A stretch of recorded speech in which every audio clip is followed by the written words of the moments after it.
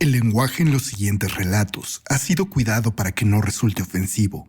Sin embargo, las situaciones descritas pueden herir algunas susceptibilidades. Les recomendamos escuchar con discreción.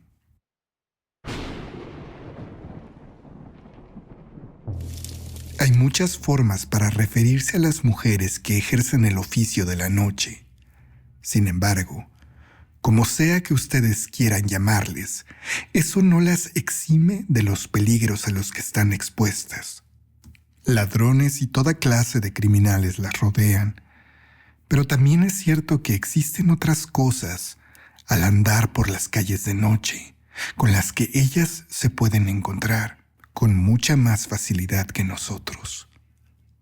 Cosas que a veces no tienen explicación.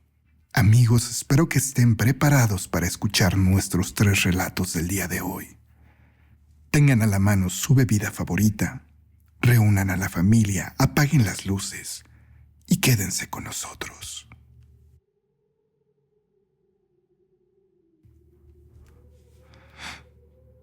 Paranormal o no, esto fue lo más horrible que me ocurrió como trabajadora de la noche.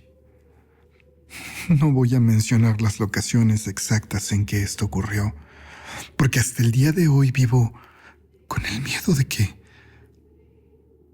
alguien referente a esto me encuentre. No era raro que por aquellos días de 1999 nos llamaran a atender citas grupales. Aquella noche nos presentamos en una fiesta privada, 8 amigas que nombraré por sus motes de trabajo, sabiendo que no son sus nombres reales. Sarabia, Livia, Cindy, Zafiro, Quetzal, Paloma, Rubí y yo. La ubicación se encontraba en un parque industrial muy famoso, por lo que creímos que atenderíamos a personajes muy importantes del ámbito empresarial local, como muchas otras de nuestras compañeras habían hecho en distintas ocasiones. El chofer nos dejó a la entrada de las instalaciones y nosotras caminamos entre bodegas y patios, únicamente siguiendo el sonido de la música que se escuchaba al fondo. Llegamos a una bodega que había sido preparada especialmente para aquella fiesta.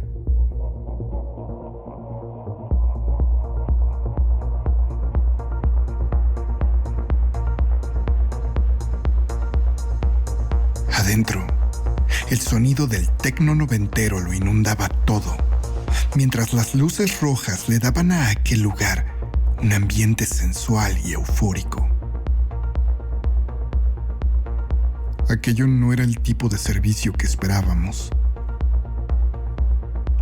Adentro de aquel lugar había al menos 100 personas y probablemente más de 80 de estas eran hombres, completamente desnudos, bebiendo y comiendo bocadillos. Las pocas mujeres que había también estaban desnudas, y a partir únicamente de sus cuerpos podíamos intuir que eran ya mujeres mayores.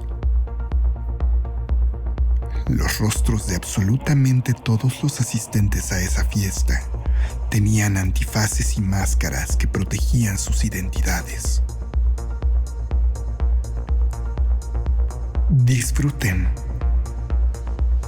Esa fue la única indicación de la mujer que nos recibió después de pedirnos que nos quitáramos la ropa y que nos cubriéramos con unas capas, siendo nosotras las únicas en usarlas.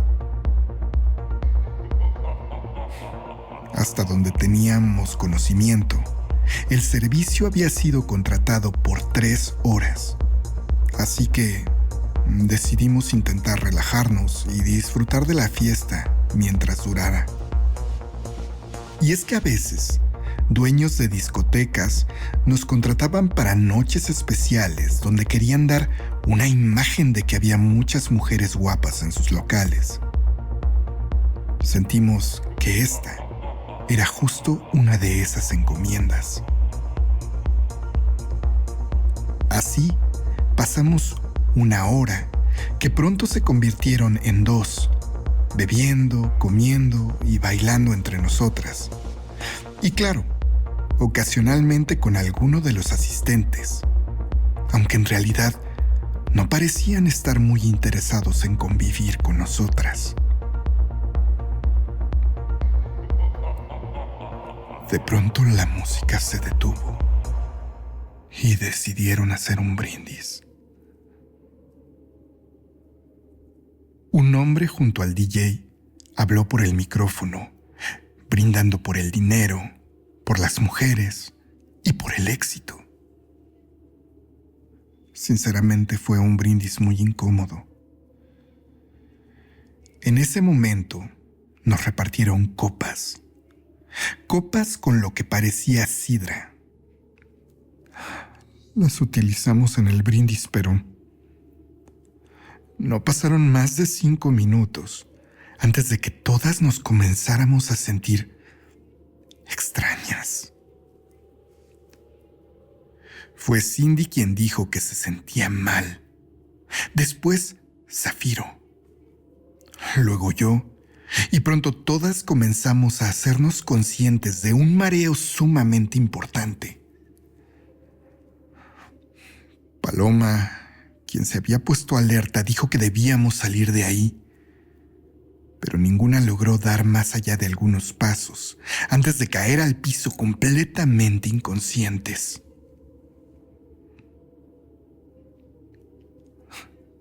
No sé cuánto tiempo estuvimos dormidas. Es más, no sé ni siquiera si todas mis amigas estaban dormidas, pero me gusta pensar que sí. Me gusta pensar que no se enteraron de nada. Esa es la forma en que me consuelo.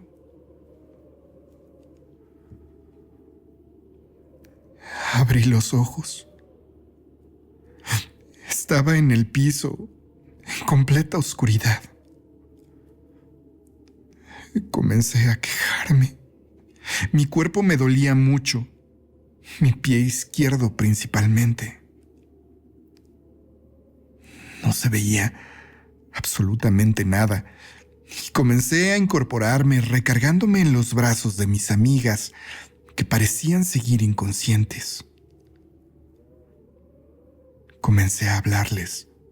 Comencé a llamarlas por sus nombres. Solamente Zafiro respondió, algo aturdida todavía. Ambas comenzamos a preguntarnos a dónde nos habían metido o por qué estábamos ahí. Ninguna de las otras chicas parecía responder y pronto comencé a ponerme nerviosa y tener mucho miedo. El olor a hierro era muy fuerte. Lo inundaba todo. Me puse de pie con trabajos, a punto de resbalar por el líquido que estaba en el suelo. Después Zafiro. Cuando recargué mi pie izquierdo en el piso, noté un dolor punzante horrible.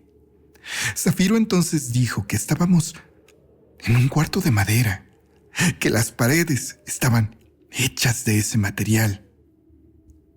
Y así, a tientas en esa completa oscuridad, mi amiga logró encontrar una puerta. Una puerta que poco a poco abrió, dejando entrar el brillo de una farola amarilla lejana y el resplandor azul de la luna llena. Con esa tenue iluminación, nuestros ojos pudieron ver el horror. Alrededor de nosotras estaban tiradas nuestras amigas, pero la mayoría de ellas no estaba completa. Había brazos y piernas desprendidos, manos y pies completamente separados de sus extremidades. Yo había agitado a una de las chicas a mi lado tratando de despertarla. Y en ese momento me di cuenta que lo que había agitado era una pierna suelta que no sabría decir a quién pertenecía. Estaban todas ahí, en partes, pero parecía haber más. Parecía que no éramos las únicas. Zafiro y yo quisimos gritar, pero creo que ambas, siendo conscientes del peligro que corríamos, ahogamos nuestros gritos y lágrimas mientras salíamos de ahí apuradas. No teníamos ni idea de dónde estábamos. Parecía una zona boscosa, muy fuera de la ciudad. Y aquel cuarto era una cabaña muy humilde, con todas las ventanas tapizadas de madera. Fue en ese momento que ambas nos dimos cuenta. A Zafiro le habían cortado un trozo de oreja y un dedo de la mano. Y a mí, aquel dolor punzante en el pie izquierdo se debía a que me hacían falta los 2 dedos más pequeños. Ambas estábamos cubiertas casi completamente de sangre. La sangre de nuestras compañeras. No sabíamos qué hacer, pero sabíamos que no podíamos quedarnos ahí. Así que sin importar el dolor, ambas decidimos comenzar a caminar. No lo haríamos sobre la carretera. Andaríamos dentro del bosque, en paralelo a aquel camino, esperando no toparnos a nadie de esas personas que nos habían puesto en esa situación. Pero aquí surge uno de los grandes misterios y horrores de esta historia. Caminamos tal vez durante 1 kilómetro, sin habernos topado nunca con absolutamente nadie. Sin embargo, en algún punto encontramos varias camionetas lujosísimas, con restos de sangre por todos lados, como si las personas dentro de ellas hubieran sido masacradas. Pero no había ni un solo cuerpo, ni una sola pista de lo que había pasado. ¿Qué rayos estaba sucediendo? ¿Y por qué nos estaba ocurriendo a nosotras? Continuamos nuestro andar entre los árboles, cobijadas únicamente por la luz de la luna, mientras el frío quemante nos comenzaba a entumecer el cuerpo. No lo hablamos en ese momento, pero mucho tiempo después, Zafiro y yo comentamos sobre las sombras. Y es que durante ese segundo tramo en la carretera, ambas vimos varias sombras. Sombras de lo que parecían ser mujeres al otro lado del camino. Vigilantes. Me gusta pensar que eran las sombras de esas mujeres muertas, cuidando nuestro andar en esa peligrosa noche. Por fin, con muchísimo esfuerzo y a punto del colapso, llegamos a una gasolinera en el camino, donde, afortunadamente, una mujer que conducía un tráiler estaba bebiendo un café y se ofreció a ayudarnos llevándonos al hospital de manera apresurada. Ella estaba casi tan impactada por nuestra imagen como nosotras por lo que habíamos visto. Fue en la cabina de su tráiler que comenzamos a llorar. Lloramos como probablemente teníamos muchos años de no hacerlo. Cuando llegamos a la clínica, por nuestro estado, reportaron el incidente a la policía y ambas tuvimos que rendir declaraciones completas de lo que había pasado. Buscaron a nuestro coordinador, por llamarlo de alguna manera, pero en su casa solamente encontraron sangre, indicios de alguna pelea y ningún rastro de él. La realidad es que las semanas pasaban y nunca se detuvo a nadie por este hecho, argumentando que no había prueba alguna de nada de lo que nosotras decíamos. De mis amigas, únicamente Quetzal fue reportada por sus familiares, pero las demás, siendo extranjeras, no tenían quien velara por ellas. Para nosotras, esto fue horrible. No podíamos estar tranquilas, no solamente por el trauma de lo que habíamos vivido, sino por la zozobra de que alguien nos encontrara. Alguien de las personas que había estado en esa fiesta. Alguien de los que nos habían hecho daño. Así que Zafiro y yo, tan pronto recuperamos la salud, nos venimos a Estados Unidos.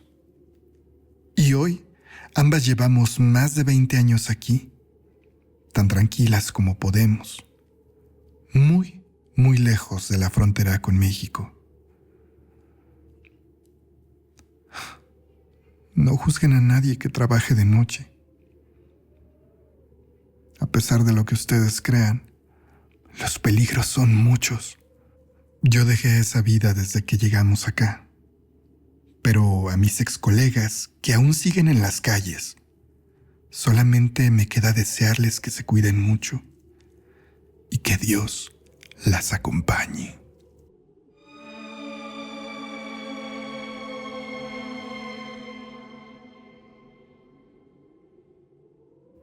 Trabajé atendiendo a caballeros durante un tiempo al cursar la universidad para poder completar para mi colegiatura. No se los voy a negar, yo odiaba aquello, pero el tipo de servicio en el que me coloqué me permitía generar muy buenos ingresos, suficientes al menos para poder pagar mi educación privada. Pero aquello en realidad no era bien visto entre mis compañeras. Muchas creían que por estar estudiando en la universidad o querer superarme, ya me sentía superior a ellas. Y bueno, yo entendía perfectamente que todas estaban ahí por diferentes razones, muy válidas para cada una. Había 2 chicas, entre todas las que yo conocía, que siempre me molestaban, y que incluso, después de varios meses, llegaron a agredirme físicamente, argumentando que yo quería hacerlas menos. Pues bien, una madrugada, terminando un servicio, comencé a caminar a casa por las calles de la colonia Guerrero, a fin de llegar cerca del metro normal al departamento que compartía con 2 amigas. La distancia no es muy cerca, pero es perfectamente caminable. Y a mí, que siempre me ha gustado andar por las calles de esta ciudad, no me intimidó la hora. Llegué a la colonia Santa María la Ribera y caminé por Sor Juana Inés de la Cruz en la completa tranquilidad que ofrece la madrugada. Pero claro, esa tranquilidad pronto se vio interrumpida por unos pasos siguiéndome. Sabrán que como estoy acostumbrada, las calles de noche no me dan miedo, pero eso no quiere decir que no me maneje con precaución en ciertas situaciones. Nosotras estamos expuestas a muchos peligros. Aquellos pasos poco a poco comenzaban a escucharse más cercanos. Volteé la mirada intentando descubrir quién me seguía, pero no podía ver a nadie. Sin embargo, seguía escuchando claramente 2 pares de pasos y voces. Voces que pronto comenzaron a parecerme de mujer. Fue al atravesar frente al Teatro Sergio Magaña que decidí cruzarme la calle al haber aumentado mi nerviosismo por la situación. Y fue justo en ese momento que vi a las dos figuras. Detrás de mí venían Carlota y América, mis acérrimas acosadoras del trabajo. Les grité un par de insultos esperando que se alejaran o que desistieran de su deseo de perseguirme, pero continuaron a mi acecho. Podía escucharlas detrás de mí, cada vez más cerca. Casi al llegar al circuito interior, volteé nuevamente la mirada. Quería cerciorarme que no estaban demasiado cerca de mí, ya que no quería arriesgarme a recibir otra golpiza. Pero en ese momento, para mi sorpresa, las vi. Vi a Carlota y a América. Pero no eran ellas. Eran unas cosas que sí tenían sus caras, pero los cuerpos eran extraños. Eran cuerpos como de simios, como de gorilas que caminaban con sus largas manos también recargadas en el suelo. A veces, cuando cuento esta historia, pienso que esa descripción suena chistosa, pero en aquel momento, esa visión me hizo estremecerme con un escalofrío muy fuerte y únicamente pude atinar en echarme a correr. Correría 2 cuadras para llegar a la calzada México-Tacuba y después debía cruzar el circuito para correr otras 3 cuadras hasta llegar al departamento. Ni siquiera sé cómo lo logré. Nunca he tenido una excelente condición física, pero en aquella madrugada corrí. Corrí como nunca lo había hecho. Corrí para salvar mi vida. Corrí esperando que aquellos monstruos en que se habían convertido mis enemigas no me atraparan. Y así corriendo llegué finalmente al departamento. Ahí se escuchaba alboroto y música. Había preparado las llaves previamente para únicamente acceder a la casa sin ningún problema, y así lo hice. Al subir me encontré con que había una reunión. Mis amigas Abril y Damaris me vieron completamente pálida y me apartaron con ellas a la cocina. ¿Qué te pasó?, me dijo Damaris, y casi conteniendo el llanto por el estrés, le conté mi horrible experiencia de minutos atrás.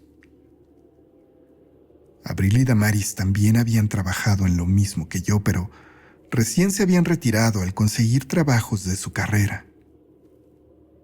Ellas conocían a todas las compañeras. Abril entonces abrió levemente la puerta de la cocina, mostrándome a la gente en la reunión. Carlota y América están ahí, por el baño. ¿Las ves?, me dijo mientras me señalaba a aquellas 2 chicas que con cara de leve disgusto me saludaban.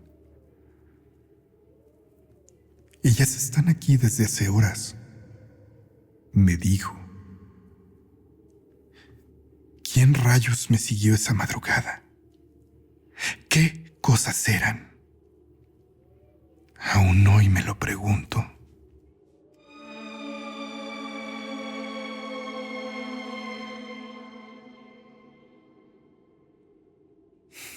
Trabajé como profesional de las artes amatorias durante unos 3 años.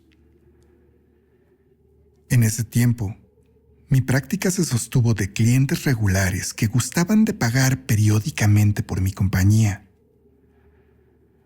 Los lugares en los que les brindaba el servicio variaban entre hoteles, sus casas o la mía, y justamente había un cliente. Uno en particular que representaba algo especial para mí. Me cuesta admitirlo, pero Tal vez estaba enamorada de él. Enrique, como lo llamaré, era un hombre apenas 3 años mayor que yo, pero a pesar de su juventud, su pericia en los negocios era notable. Había hecho una pequeña fortuna en cosas de tecnología, pero, por lo que entendía, su pobre autoestima le hacía muy malo para relacionarse con las mujeres, aún a pesar de su atractivo físico. Enrique me hablaba de todo lo que había afuera del mundo que yo había conocido. Me hablaba de sus viajes al extranjero, del cine, de museos, de la literatura, del teatro. Y había prometido incluso llevarme a alguno de esos lugares más adelante. Los encuentros con él se habían convertido en un deleite, más que en un trabajo para mí. Y aquella tarde de domingo, como muchas otras en meses pasados, me preparé para recibirlo en mi casa. Me arreglé, serví algo de vino y encendí algunas velas cerca de la hora en la que él acostumbraba llegar. De pronto escuché que intentaban abrir la puerta. Rápidamente me recosté en la cama, adoptando la posición más sensual que pude ejecutar en ese momento. Tras varios intentos, la puerta por fin se abrió. Era Enrique. Enrique, mi cliente, mi amigo, aquel al que no hacía falta confirmarle nuestra cita semanal. Pero se veía extraño. Enrique lucía como alguien asombrado, sin mucha expresión facial. Recuerdo que inusualmente, aquel día Enrique estaba vestido casi completamente de blanco. Lo saludé con mi voz más seductora, pero él ni siquiera parpadeó y solamente fue directo al baño de mi casa, el cual sabía perfectamente dónde estaba. Me dispuse a esperarlo. Tal vez había tenido un mal día. Tal vez necesitaba asearse. O quizás se encontraba enfermo. Eran muchas las posibilidades. Pero esperándolo ahí acostada, pasaron los minutos que pronto se volvieron casi media hora. Y entonces decidí que por muy mal que se sintiera, necesitaba saber qué le ocurría. Me levanté y toqué la puerta del baño. Pero a pesar de que lo llamé, no obtuve respuesta, por lo que me asusté pensando que tal vez estaría inconsciente ahí adentro. Moví la perilla para abrir la puerta esperando que no tuviera seguro. Y para mi fortuna, ésta se movió fácilmente. Ahí, adentro del baño, no estaba Enrique. De hecho, parecía no haber habido nadie en el sanitario, ya que incluso la luz estaba apagada. ¿Enrique?, pregunté como esperando que estuviera escondido por ahí, pero era claro que yo estaba completamente sola. No sé qué estaba pasando. Yo lo había visto entrar a mi baño, pero si no había sido Enrique, ¿quién o qué había sido? ¿Sería acaso que me estaba volviendo loca? A pesar de todo, después de ese momento, Enrique no apareció durante ese día. Y tan pronto como el día siguiente, me enteré de las noticias. Enrique había muerto desde el viernes pasado, víctima de un paro cardíaco, probablemente provocado por un síndrome que padecía. Mismo síndrome que lo hacía lucir sumamente delgado. Perdí a Enrique. No pude ni siquiera despedirme de él, y supongo que por eso él fue conmigo a recoger sus pasos. Era una forma de decirme adiós. Han pasado casi 8 años de eso. Y yo dejé el trabajo de la noche para centrarme en un oficio. Hoy, con mucho esfuerzo, he podido visitar algunos de los lugares de los que él me hablaba. Así que he decidido vivir mi vida así, honrándolo, honrando lo que a él le gustaba. Mañana iré a dejarle flores, como siempre lo hago en su aniversario luctuoso. Y como siempre lo haré.